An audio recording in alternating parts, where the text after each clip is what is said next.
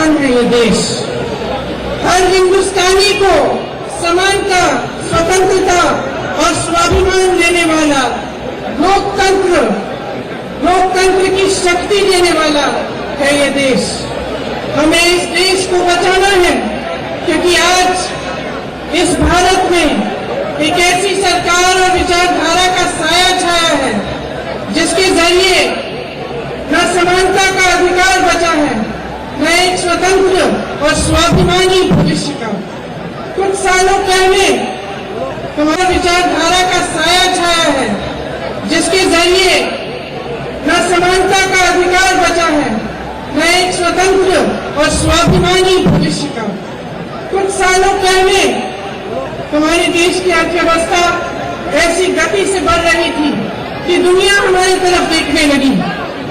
ये कहा जाता था कि चीन की तरह हिंदुस्तान की अर्थव्यवस्था भी इतनी तेजी गति से बढ़ रही है कि भारत की अर्थव्यवस्था भी विश्व की सबसे विकसित अर्थव्यवस्थाओं की तरह मजबूत बन रही थी।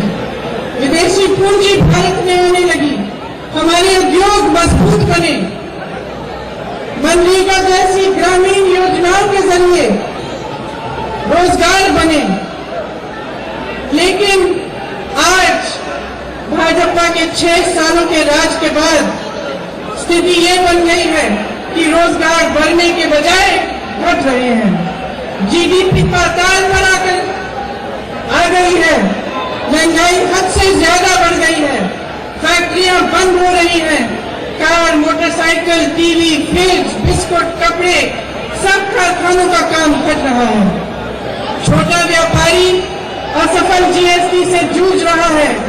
एक तरफ आपसे काम छीना जा रहा है और दूसरी तरफ महंगाई बढ़ती चली जा रही है। फिर भी हर बस स्टॉप पे, हर अखबार में, हर टीवी के चैनल पे भाजपा के इश्तिहार में आपको लिखा क्या दिखता है? मोदी है तो मुमकिन है। असलियत ये है बहनों और भाइयों कि भाजपा है तो 100 रुपए की किलो की प्याज मुमकिन है। भाजपा है तो 45 साल में सबसे ज्यादा बेरोजगारी मुमकिन है। भाजपा है तो 4 करोड़ नौकरियां नष्ट होना। भाजपा है तो 15,000 किसानों की आत्महत्या।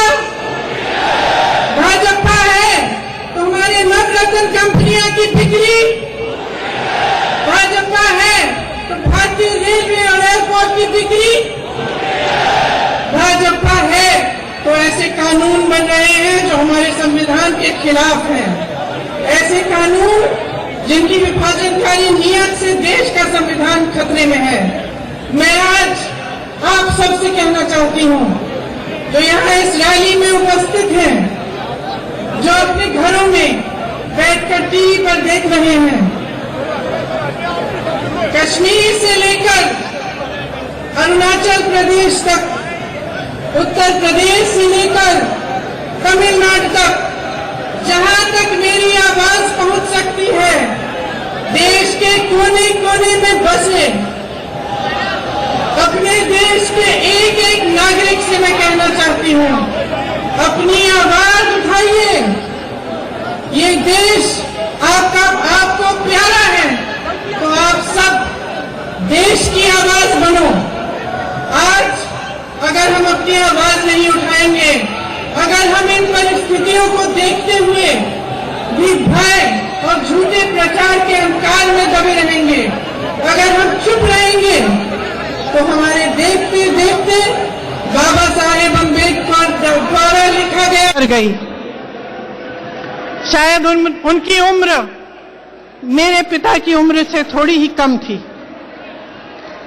अपने जीवन काल में उन्होंने संघर्ष ही संघर्ष देखा। किसानी के साथ साथ लोहार का काम करते थे।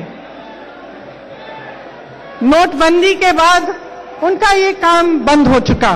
उनकी 5 बेटियां थी, 1 बेटा। नोटबंदी के बाद बेटा मजबूर हुआ, उसे उत्तर प्रदेश छोड़ना पड़ा, दूसरे प्रदेश में नौकरी ढूंढने के लिए गया।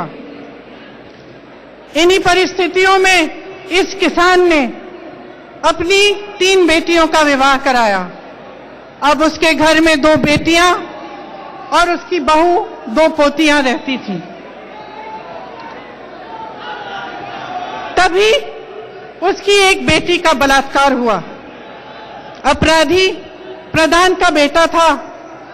पुलिस ने रिपोर्ट दर्ज करने से मना कर दिया। ये लड़की हिम्मत नहीं हारी।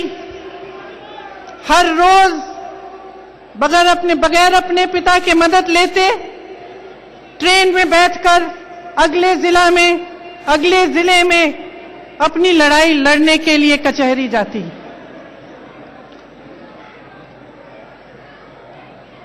यहां पर उसके गांव में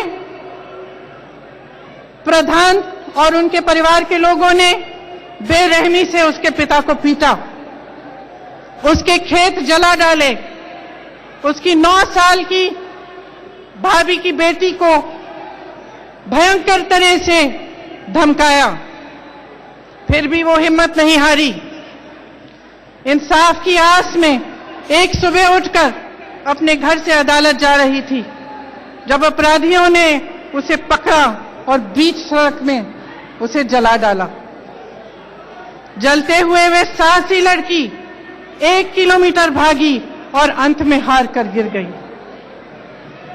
उनके घर में बैठे हुए मैं उस लड़की की भाभी से ये दास्तां सुन रही थी, जब उसके पिता ने अपने चेहरे को अपने हाथों में छुपाकर उसके पिता रोने लगे।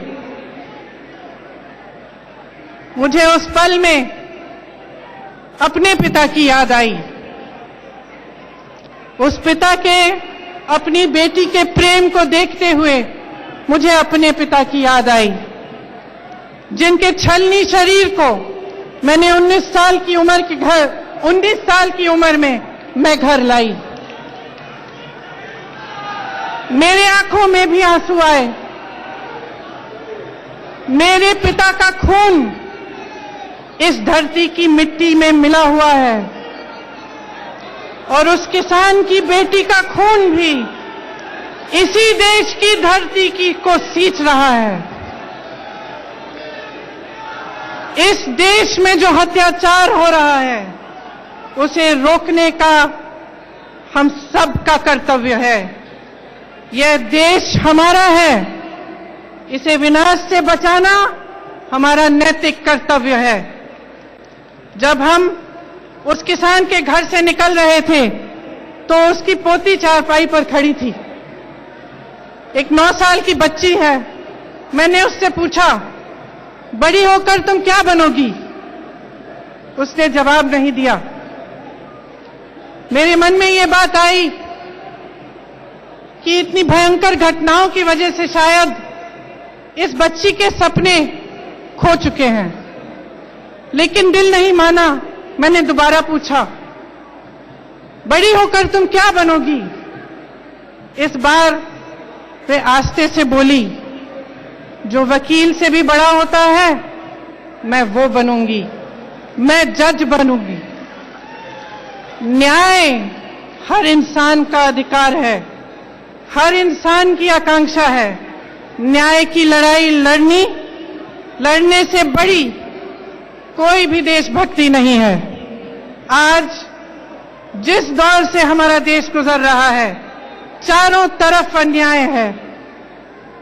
महिलाओं के साथ अत्याचार होते हैं तो अपराधियों की रक्षा होती है, गरीबों पर मुसीबतें लादी जाती हैं और बड़े बड़े उद्योगपतियों के कर्ज माफ किए जाते हैं। ऐसे कानून बनाए जाते हैं जिससे लाखों नागरिक बंदी की तरह रखे जाते हैं। आज अन्याय के खिलाफ जो नहीं लड़ेगा वे इतिहास में कायर कहलाएगा।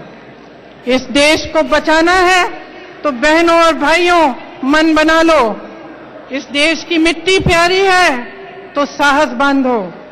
भारत देश की रखवाली करना, इसमें स्वतंत्रता, समानता और स्वाभिमान का एक हक बरकरार रखना इस देश के प्रति हम सब की जिम्मेदारी है। अवध में उस गांव में एक नन्ही सी लड़की के सपनों की तरह हर हिंदुस्तानी के सपनों को सुरक्षित रखना हमारी जिम्मेदारी है, आप सबकी जिम्मेदारी है। और इस जिम्मेदारी को निभाने के लिए सबसे बड़ी भूमिका कांग्रेस के मेरे कार्यकर्ता बहन और भाई आप सबकी है। आप सब यहां आए हैं आज अपने देश को बचाने के लिए, ये भावना लेकर यहां आए हैं। इसके लिए मैं एक बार फिर आप सबको बहुत बहुत धन्यवाद देती हूं। जय हिंद, जय हिंद, जय हिंद।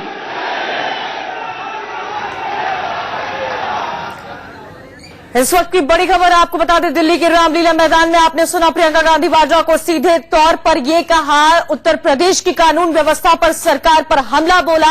यह भी कहा कि न्याय हर किसी का अधिकार होता है, हर किसी की आकांक्षा होती है। महंगाई पर मोदी सरकार को घेरा, प्याज के दाम का भी जिक्र किया। एक तरफ जहां सरकार मोदी है तो मुमकिन है का नारा लगाती है, तो दूसरी तरफ कांग्रेस का नारा आज कुछ अलग ही नजर आ रहा था। कांग्रेस प्रियंका गांधी को आपने सुना साफ कहा, मोदी सरकार है तो 100 रुपए प्याज मुमकिन है, 45 साल में सबसे बड़ी बेरोजगारी भी मुमकिन है।